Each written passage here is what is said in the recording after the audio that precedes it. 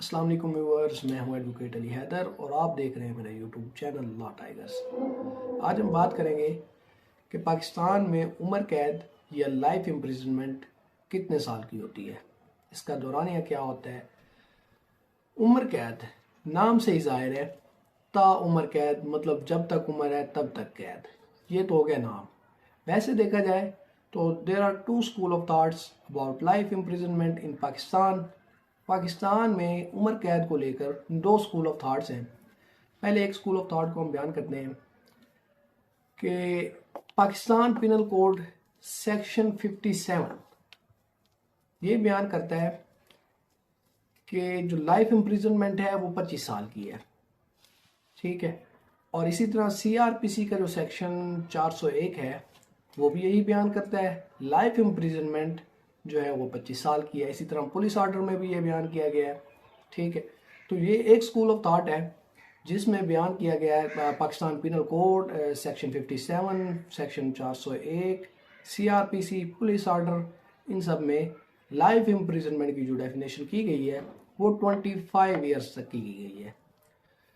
लेकिन जो दूसरा स्कूल ऑफ थॉट है वो इसके कंट्राडिक्शन है।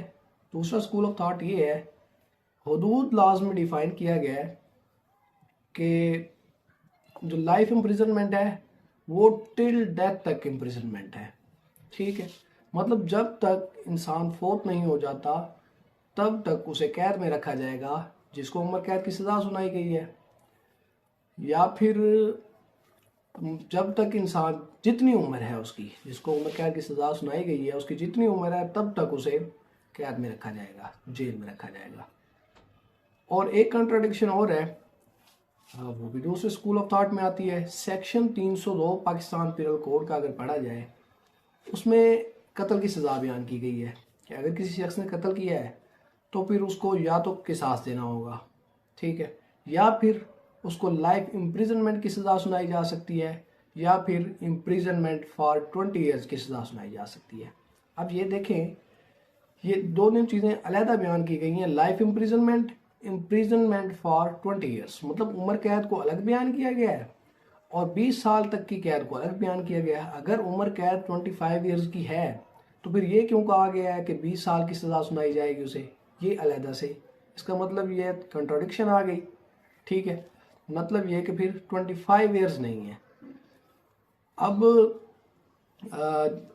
ऑनरेबल जस्टिस आसिफ सईद खोसा साहब ने एक बेंच तश्कील दिया, एक लार्जर बेंच तश्कील दिया 2019 में, जो कि इस बात का तयन करेगा कि लाइफ इम्प्रिजनमेंट कितने साल की होनी चाहिए, ठीक है। ये दो स्कूल ऑफ थाट्स हैं, ये तो फिलहाल कॉन्ट्रडिक्शन में चल रहे हैं। एक ये है कि 25 ईयर्स तक की सज़ा और दूसरा ये है कि टिल डेथ तक की सज़ा, ठीक है। और तीसरा भी वो अलग ही हो जाता है कि डिफाइन ही नहीं हुआ फिलहाल तक कि लाइफ इम्प्रिजनमेंट कितने साल तक की है, ठीक है। ये हो गए स्कूल ऑफ थाट्स तक की बात। अब हो क्या रहा है, पाकिस्तान में लाइफ इम्प्रिजनमेंट तो सुनाई ही जा रही है, उम्र कैद की सज़ा तो दी ही जा रही है। स्कूल ऑफ थाट्स तो ये हो गए, लेकिन सज़ा होती कितने साल की है जो आज तक दी जा रही है, नेक्स्ट आगे क्या होगा। और जो लार्जर बेंच तश्कील दिया गया उसने क्या तयन करना है, ठीक है। पाकिस्तान में जब किसी को उम्र कैद की सज़ा सुनाई जाती है, फिलहाल तक पाकिस्तान पिनल कोड का सेक्शन 57 ही देखा जाता है। ताज़ीरात पाकिस्तान के हवाले से 57 सेक्शन जो है वो बयान करता है 25 ईयर्स इम्प्रिजनमेंट, 25 साल की सज़ा जो है वो उम्र कैद की सज़ा होगी। तो फिलहाल तक तो यही चल रहा है कि 25 साल तक की सज़ा सुनाई जाती है। लेकिन देखने में ये भी आया है कि 25 साल भी पूरे नहीं होते। कोई शख्स जो है 15 साल के बाद बाहर आ रहा है, कोई शख्स जो है 17 साल के बाद बाहर आ रहा है, कोई शख्स जो है 18 साल के बाद उसको रिहाई हो जाती है, ठीक है। कोई 20 साल के बाद किसी को आज़ादी मिल जाती है। तो फिर ये 25 ईयर्स क्या है जो बयान किया गया है। 25 ईयर्स जो लाइफ इम्प्रिजनमेंट बयान किया गया है उसमें एक कंसेप्ट पैरोल का है। पैरोल मतलब ये है कि एक शख्स जो है 15 साल तक की अगर वो सज़ा काट चुका है और उसका अगर जेल का रिकॉर्ड चेक किया जाए, उसकी जो कैद है उसका अगर रिकॉर्ड चेक किया जाए, वो बिल्कुल शरीफ एक शहरी बन चुका है, ठीक है, बिल्कुल शरीफ और नफ्स बन चुका है, ठीक है। अब उससे अमन व अमान को कोई ख़तरा नहीं है। प्रोविंशियल गवर्नमेंट या मुतलका गवर्नमेंट कह सकते हैं, वो फिर उस चीज़ को रिलीफ दे सकती है उस कैदी को कि ये कैदी जो है 15 साल तक की तो सज़ा काट ही चुका है, लेकिन अब इसका जो लाइफस्टाइल है वो बदल चुका है, इसकी जो सोच है वो बदल चुकी है। वो अब बड़े तामुल से, बड़े सब्र से जो है अपनी लाइफ गुजार रहा है। अगर इसको हम रिहा कर देते हैं तो ये बाहर जाके कोई खून खराबा नहीं करेगा, कोई लड़ाई झगड़ा नहीं करेगा, मतलब कि ये अमन व अमान से अब ज़िंदगी गुजारेगा, एक अच्छे शहरी होने का सबूत देगा। इस बेस पे फिर उसको जो है रिलीफ मिल जाता है। इसी तरह तो कुछ लोग 18 साल में, तो कुछ 17 साल में, कुछ 16 साल में, और कुछ जो है 20 साल में अपनी सज़ा काट के रिहा हो जाते हैं। ये एक कंसेप्ट है। अच्छा, बात सुनने में आई है एक, मतलब कि फॉल्स कंसेप्ट जो दिए जाते हैं कि जेल में दिनों को अलग गिना जाता है और रातों को अलग गिना जाता है। अगर ये बात है तो फिर तो 12 साल की सज़ा होनी चाहिए। ऐसे ही है ना। अगर यही कंसेप्ट है कि दिन को अलग गिना जाता है और रात को अलग गिना जाता है, तो 25 साल की जो सज़ा है वो तो 12.5 साल की होनी चाहिए, लेकिन ऐसा तो नहीं हुआ कभी।